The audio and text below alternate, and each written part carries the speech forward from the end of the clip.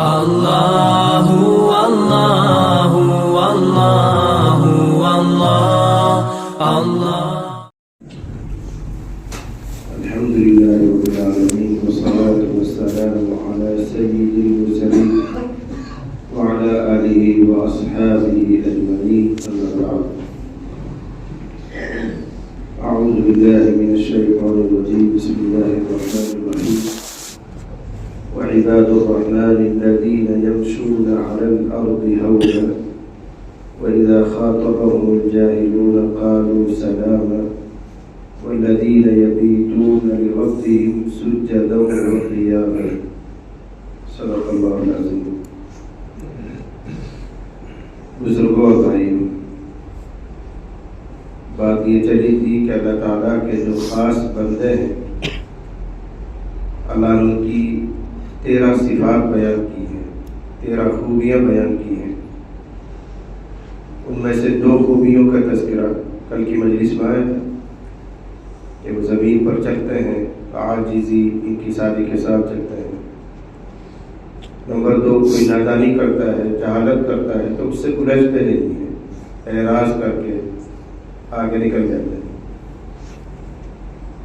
تیسری صفت ان کی بیان کی گئی ہے، والذین یبیتون لربہم سجدا وقیاما.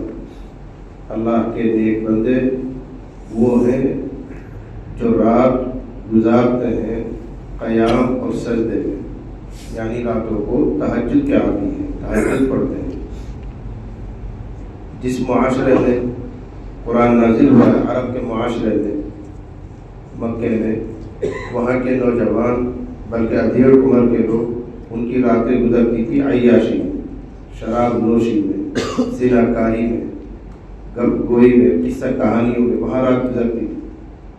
ان کے مقابلے میں فرمایا کہ اللہ کے نیک بندے وہ ہیں جو شراب نوشی میں، زنا کاری میں، عیاشی میں رات نہیں گزارتے، بلکہ ان کی راتیں سجدے اور قیام میں گزرتی. وہ تہجد پڑھتے ہیں، وہ اللہ کے بندے، وہ عباد الرحمن.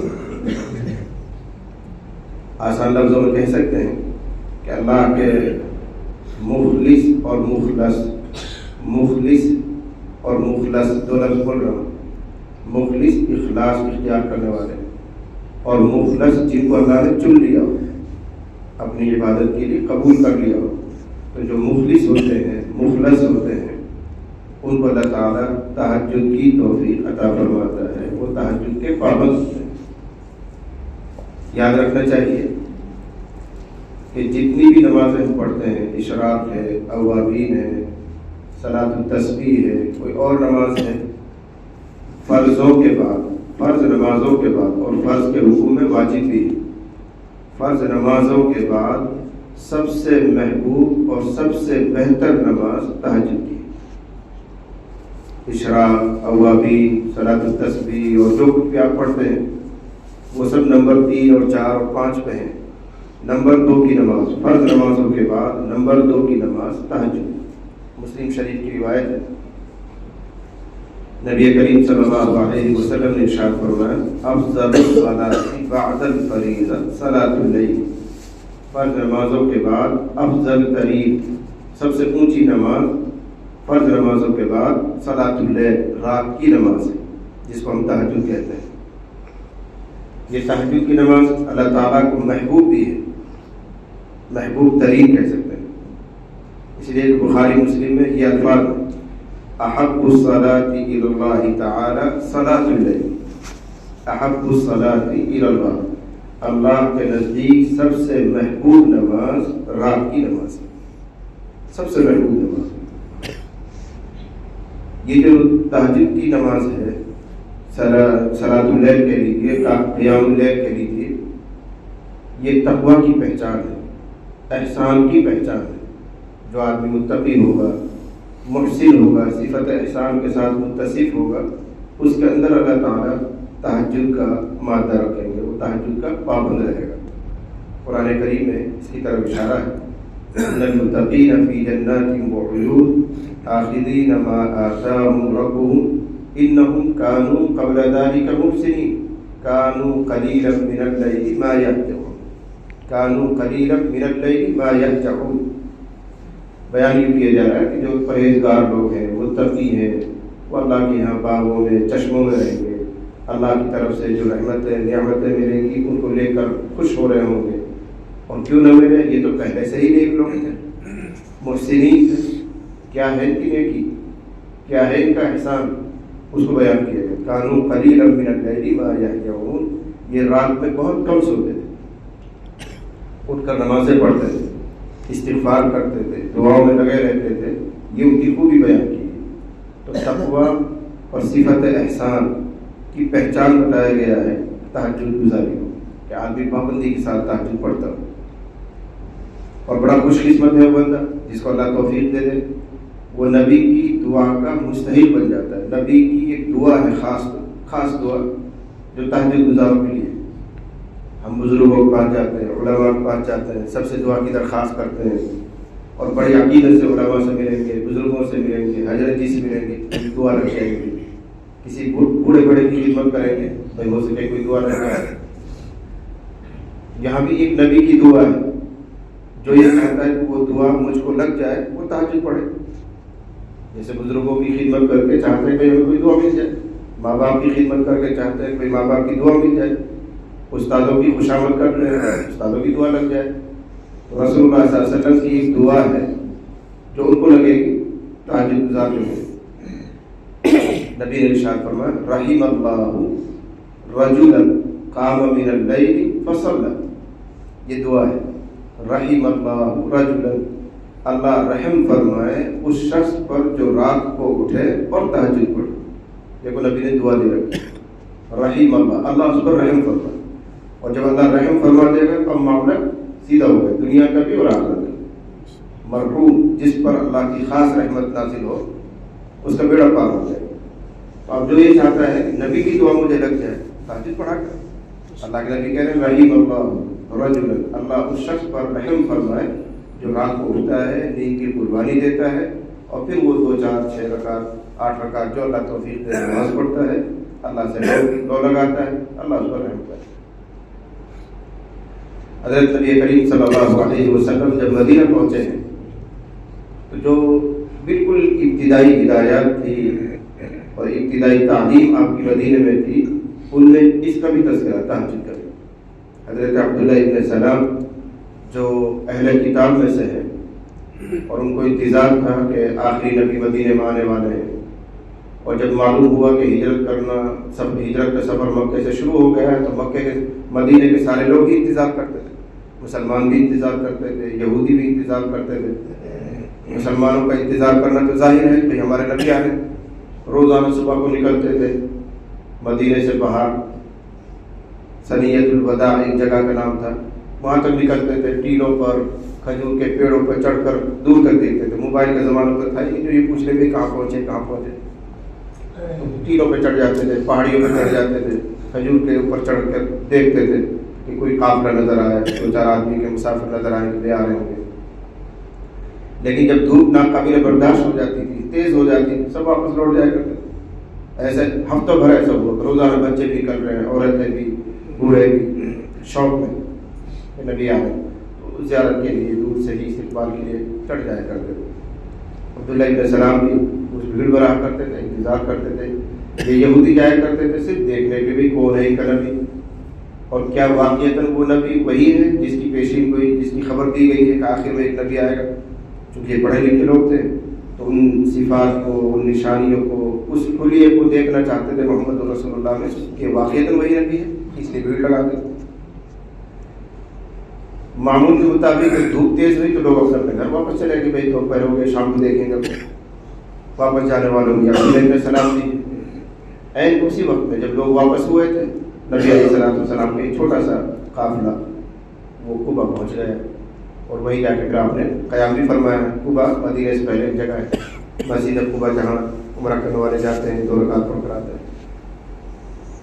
مدینہ میں خبر پہنچ گئی بھائی وہ نبی تو آ چکے ہیں، جن کا انتظار تھا.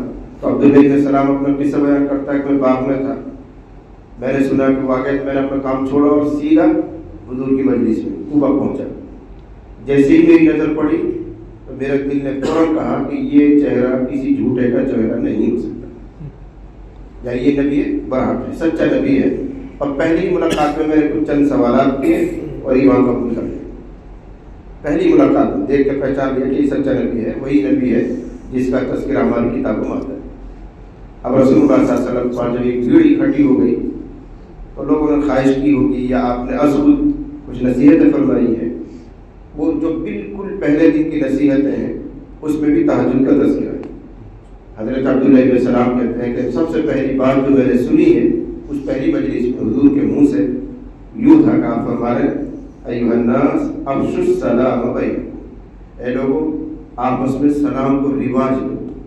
رواج یعنی سلام کو پھیلا. جب ایک دوسرے سے ملے تو آدمی کو امن اور سلامتی کا پیغام ملے کہ مجھ سے کوئی ڈر محسوس نہ کرو, میری طرف سے تمہیں سلام. اس لیے کچھ زمانے میں چوری کا, چکے کا, ڈاکے کا ڈر رہتا تھا, ہر ایک دوسرے سے ڈر رہتا پتہ نہیں کیا کرے گا. تو تم مجھ سے ہی سلام کرو, السلام علیکم, میری طرف سے تم پر سلام تھی, مجھ سے ڈرو نہیں. یہ پہلی ملاقات ہونی چاہیے. آپ فرمائیں افشوا السلام بینکم, آپس میں سلام کو رواج دو. نمبر 2 واطعموا الطعام, غریب غربا کو, مہمانوں کو, فقراء کو کھانا کھلایا کرو. یہ پہلے دن کی ہدایات چل رہی. وصلوا الارحام, رشتے ناتوں کو نبھایا کرو, رشتے مت توڑا کرو, رشتے نبھایا کرو, چلایا کرو. نمبر 4 پر فرمایا وصلوا باللیل والناس نیام, لوگوں رات میں اس وقت نماز پڑھا کرو جب لوگ سو رہے ہیں. کسی کی عادی ہو رہی ہے, کسی کی فون ہو رہی ہے, لوگ سوئے ہوئے ہیں, غفلت میں ہیں, جس کو اللہ سے رابطہ کرنا ہو اس وقت نماز پڑھے. وصلوا باللیل والناس نیام, رات میں نماز پڑھو جب لوگ سو رہے ہوں. کیا ملے گا, کیا ملے گا؟ سلام کو رواج دینے سے, غریبوں کو کھانا کھلانے سے, صلہ رحمی کرنے سے, رات کو تہجد پڑھنے سے کیا ملے گا؟ صلہ سنایا, اجر سنایا, چاروں باتوں کا. تدخلوا الجنۃ بسلام, سلامتی کے ساتھ جنت میں داخل ہو جاؤ. بسلام, عبداللہ بن سلام, عبداللہ بن سلام کی خوش قسمتی ہے کہ وہ اسلام بھی قبول کر رہے ہیں اور آخری ہدایت میں سلامتی کا تذکرہ ہے. تدخلوا الجنۃ بسلام, سلامتی کے ساتھ, عافیت کے ساتھ جنت میں داخل ہو جاؤ. دیکھیں آپ غور کیجیے, مدینہ منورہ کا پہلا خطبہ کہیے اس کو, پہلا خطبہ آپ دے رہے ہیں, پہلی تقریر آپ فرما رہے ہیں اور اس میں بھی تہجد کا تذکرہ ہے. یہ بہت عظیم الشان عبادت ہے. تو اللہ کی تعریف فرما رہے ہیں میرے بندے وہ ہیں جو تہجد میں رات گزارتے ہیں, قیام کرتے ہیں, تلاوت کرتے ہیں, دعا اور استغفار میں لگے رہتے ہیں. رات کا کچھ مخصوص حصہ ایسا ہونا چاہیے کہ ہم بیدار ہوں اور اللہ کے سامنے اپنی بندگی کا اظہار کر رہے ہیں. حدیث شریف میں آتا ہے ان فی الجنۃ غرفا ترا ظہورها من بطونها وبطونها من ظہورها. آج تو اس کے معنی سمجھنا کوئی مشکل نہیں ہے. آپ 1500 سال پیچھے جائیے, جہاں شہر ہونے کا کوئی مطلب نہیں, سب دیہاتی ہے, شہر بھی دیہات ہوتے تھے, ترقی اتنی نہیں تھی. کیا فرما رہے تھے آپ؟ جنت میں ایسے محل ہیں, ایسے مکانات ہیں کہ اندر سے باہر بھی نظر آتا ہے. تو اب تو کوئی مشکل نہیں سمجھ میں آ رہا ہے. ہم یہاں بیٹھے ہوئے دیکھو شیشوں سے ہماری نگاہ پار ہو رہی, باہر نظر آ رہا ہے شیشے کے مکانات, آپ گیرے موتیوں کے مکانات. لیکن کچھ زمانے میں 1500 سال پہلے یہ بات بتائی جا رہی تھی, تو صحابہ کو زور لگا ہوگا سمجھنے میں ایسے بھی مکان ہوتے, کچی دیوار ہوتی تھی اس زمانے میں, چھپر بنائے جاتے تھے. تو کیا فرما رہے ہیں جنت میں ایسے محل ہیں, ایسے بالا خانہ ہیں کہ اندر سے باہر نظر آتا ہے اور باہر سے اندر نظر آتا ہے, یعنی نگاہ آر پار ہو جاتی ہے. شیشے کے مکانات. جب آپ یہ بات ارشاد فرما رہے تھے تو ایک دیہاتی کھڑا ہوا کہنے لگا لمن ہی یا رسول اللہ, اے اللہ نبی یہ اچھے مکانات ہیں, اتنی شاندار کوٹیاں کس کو ملیں گی؟ لمن ہی, کس کے لیے ہیں یہ؟ وہاں بھی آپ نے 4 باتیں ارشاد فرمائی. نمبر 1 لمن اطاب الکلام واطعم الطعام ودام الصیام وصلی باللیل والناس نیام. 4 باتیں یہاں بھی ارشاد فرمائی. فرمایا یہ اچھے مکانات, جنت کے یہ محل جن میں نگاہ بھی آر پار ہو جاتی ہے, ان کے لیے ہیں جو میٹھی بات کرتے ہیں, نرم بات کرتے ہیں, اخلاق سے پیش آتے ہیں. لمن اطاب الکلام, عمدہ باتیں کرتے ہیں, ان کی باتوں میں نرمی ہوتی ہے, دلوں کو پھاڑنے والے جملے نہیں ہوتے, چگنی باتیں نہیں کرتے, درگزر, اعراض, نرمی, متوازن, ایسی زبان اختیار کرتے ہیں. لمن اطاب الکلام. نمبر 2 اطعم الطعام, سخاوت مزاج میں لوگوں کو کھانا کھلاتے ہیں. صرف کھانا کھانا نہیں, کھلانا بھی ایک صفت ہے. کوشش کرے آدمی کہ ہر جگہ جہاں بھی کوئی ایسا مصرف ہو اس میں حصہ داری ہو جائے. ظاہر بات ہے اکیلا ہم اتنی حیثیت نہیں رکھتے کہ کوئی بڑا خرچہ ہم اپنے اپنے ذمہ لے لیں, لیکن کچھ حصہ داری. اللہ تعالیٰ تو ذرہ نواز ذرے کی بھی پوری قیمت دیتے ہیں. ایسا بخیل تو انسان ہی ہے جو جتنا حصہ لیتا اتنا حصہ جواب میں دیتا ہے. اللہ تعالیٰ تو تھوڑے پہ بھی پورا نوازتے ہیں. تو اپنے آپ کو پیچھے نہیں رکھنا چاہیے, ہر خیر کے کام میں اپنا حصہ لگاؤ. مسجد تعمیر ہو, مدرسہ تعمیر ہو, کہیں دسترخوان لگتا ہو, کہیں اور روزہ داروں کو روزہ افطار کرایا جاتا ہو, کچھ نہ کچھ حصہ اپنا ڈال دینا چاہیے. اور ڈال کر بھول جاؤ, اللہ محفوظ رکھے گا. ڈال کر بھول جاؤ, جو کہا جاتا تھا مسئلہ ہے نیکی کر اور دریا میں ڈال, وہ یہی ہے, بھول جاؤ. لیکن اب تو یہ ہے کہ نیکی کرو فیس بک پر ڈال.